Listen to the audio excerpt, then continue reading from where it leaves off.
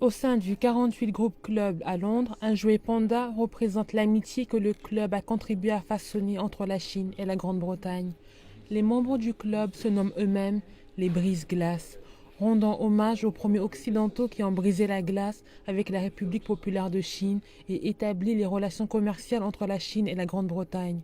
Son président, Stephen Perry, ne doute absolument pas du gouvernement chinois. La Chine se trouve face à des contradictions internes et externes. C'est probablement une preuve de la grande capacité du président Xi. Le fait que la Chine a su gérer aisément tous ses problèmes internes et externes en 2016. Au sud de l'Europe, l'Italie porte une attention particulière à l'initiative de la Chine, une ceinture et une route, aussi appelée la nouvelle route de la soie.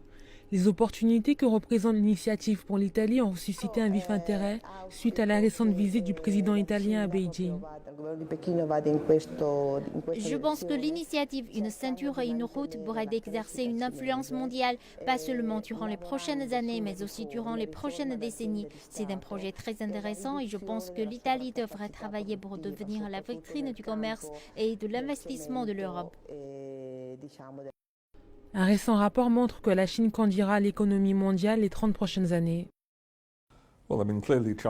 La Chine a clairement été un succès économique. Si nous remontons au début des années 80, la Chine avait une économie sous-développée.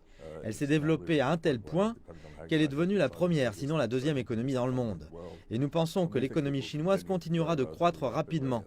D'ici 2030, l'économie chinoise sera la plus importante au monde. La Chine jouera clairement un rôle dans l'économie mondiale. Monsieur Hawksworth a ajouté que la Chine maintiendra un taux de croissance autour de 6 à 7%. L'élan se poursuivra en raison du fort investissement de la Chine dans l'éducation et la construction d'infrastructures.